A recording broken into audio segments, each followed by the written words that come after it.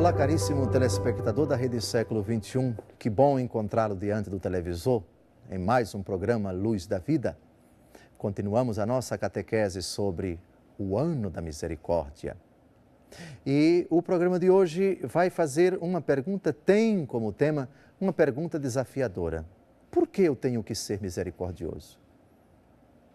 Qual o motivo, ou quais os motivos, para eu manifestar misericórdia às pessoas?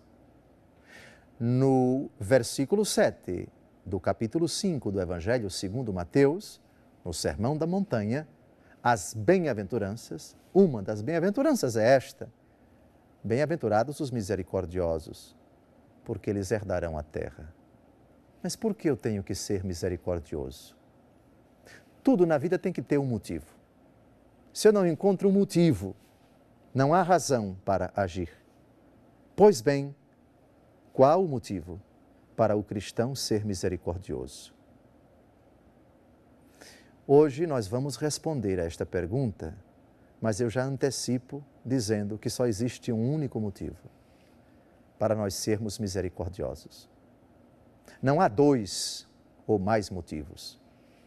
Fulano diz: eu devo perdoar Cicrano. Eu vou perdoar porque minha mãe pediu. Eu vou perdoar porque já faz muito tempo. Eu vou perdoar porque a dor já passou. Eu vou perdoar por isso, por aquilo outro. Olha, para um cristão, nenhum desses motivos justifica. Isso não é motivo para a gente perdoar as pessoas. O motivo para a misericórdia não está entre nós. Nenhuma criatura humana pode ser motivo para ser alguém misericordioso. E qual é o motivo então? A palavra de Deus responde. Convido você agora a ler conosco na tela do seu televisor o único motivo que nos leva a sermos misericordiosos. Vamos ao texto. Mateus, capítulo 18, versículos de 23 a 35. Por isso, o reino dos céus é comparado a um rei que quis ajustar contas com seus servos. Quando começou a ajustá-las, trouxeram-lhe um que lhe devia 10.000 talentos. Como ele não tinha com que pagar, seu senhor ordenou que fosse vendido ele, sua mulher, seus filhos e todos os seus bens para pagar a dívida. Este então prostrou-se por terra diante dele e suplicava-lhe: dá-me um prazo, e eu te pagarei tudo. Cheio de compaixão, o Senhor o deixou ir embora e perdoou-lhe a dívida. Apenas saiu dali, encontrou um de seus companheiros de serviço que lhe devia 100 denários. Agarrou-o na garganta e quase o estrangulou, dizendo: paga o que me deves. O outro caiu-lhe aos pés e pediu-lhe: dá-me um prazo e eu te pagarei. Mas, sem nada querer ouvir, este homem o fez lançar na prisão, até que tivesse pago sua dívida. Vendo isso, os outros servos, profundamente tristes, vieram contar a seu senhor o que se tinha passado. Então o senhor o chamou e lhe disse: servo mau, eu te perdoei toda a dívida porque me suplicaste. Não devias também tu compadecer-te de teu companheiro de serviço, como eu tive piedade de ti? E o Senhor, encolerizado, entregou-o aos algozes até que pagasse toda a sua dívida. Assim vos tratará meu Pai Celeste, se cada um de vós não perdoar a seu irmão de todo o seu coração. A parábola é impressionante. E vejam, não se pode falar de misericórdia sem falar da cólera de Deus.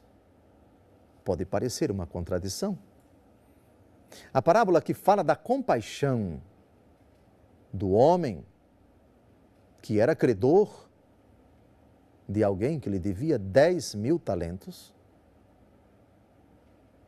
termina com a cólera. Termina com a possibilidade da condenação. Não se pode falar de misericórdia sem admitir essa triste possibilidade. O mesmo homem cheio de compaixão é o mesmo homem que não muda. Deus não muda. Este homem é símbolo de Deus nessa parábola. A misericórdia de Deus é, ao mesmo tempo, compassiva e encolerizada. Mas a cólera de Deus significa o quê? Trataremos disso um pouquinho mais para frente. A parábola é riquíssima em ensinamento. Um homem tinha fulano, que lhe devia uma soma altíssima, 10.000 talentos. Vocês sabem o que significam 10.000 talentos? 350 toneladas de ouro. 350 toneladas de ouro. Uma grande fortuna. Eu não sei quanto custa 1 grama de ouro aqui no Brasil, se R$150, ouro puro, 24 quilates, enfim. Se R$200, se R$150, não sei. Agora vocês multipliquem R$150 ou R$100 cada grama de ouro, não sei, por 350 toneladas. Cada tonelada 1.000 quilos, cada quilo 1.000 gramas. É uma quantia fabulosa. Paga o que me deves. Deus Todo-Poderoso que vai exigir contas de cada um de nós quando deixarmos esta vida. Deus que nos julga a cada instante, que sonda os nossos corações, que perscruta os nossos rins. Deus perante quem haveremos de prestar contas dos nossos atos no juízo particular quando deixarmos esta vida. E também no juízo final, que é o desfecho, que é o coroamento de todos os juízos particulares. Dá-me um prazo e eu te pagarei. Não tem condições de pagar. Ele sabe que a ordem do pai, do seu credor, é que ele seja vendido, que a sua esposa seja vendida, que sua família seja vendida para pagar aquilo que ele deve. E, aliás, nem isso supriria, pagaria essa dívida monstruosa, infinita. Tal é a dívida que nós contraímos com Deus com o nosso pecado. Aliás, rigorosamente falando, a dívida que nós contraímos com Deus é tão grande que nós matamos o seu Filho. Nós somos os responsáveis pela morte de Jesus. Paga o que me deves. Como podemos pagar por aquilo que nós fizemos contra Jesus? Ele morreu na cruz por causa dos nossos pecados, para redimir nossos pecados, mas os nossos pecados foram causa do sofrimento e da morte de Jesus. Dá-me um prazo e eu te pagarei. Pedido absurdo, impossível de ser atendido. Em resposta a esse pedido absurdo, o homem tem compaixão desse coitado e perdoa toda a sua dívida. Algo gratuito, não devido, até porque o rapaz, o homem que devia essa grande fortuna, não pediu para ser perdoado, pediu um prazo.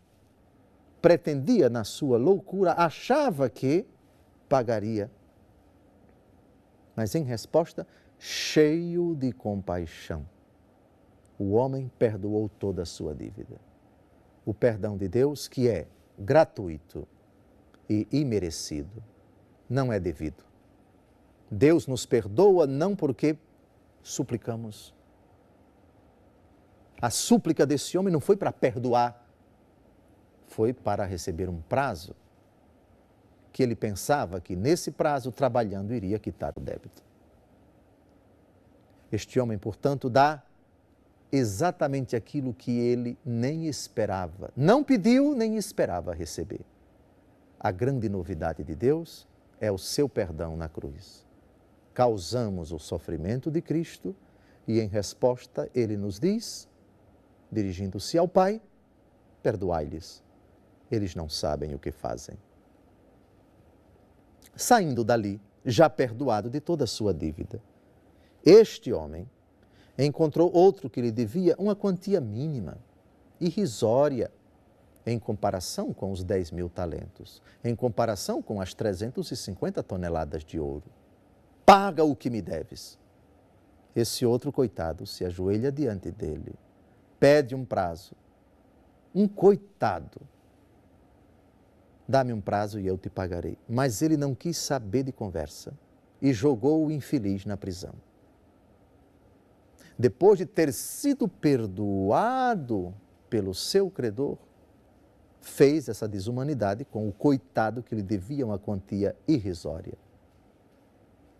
Penalizados, os seus amigos foram dizer ao credor, ao seu proprietário, ao homem rico, ele fez isto. O homem, indignado, mandou chamá-lo. Amados, no Pai Nosso, Jesus colocou um pedido de forma muito sábia. O único pedido condicionado a uma atitude nossa com relação aos semelhantes. Como é bom pedir a Deus.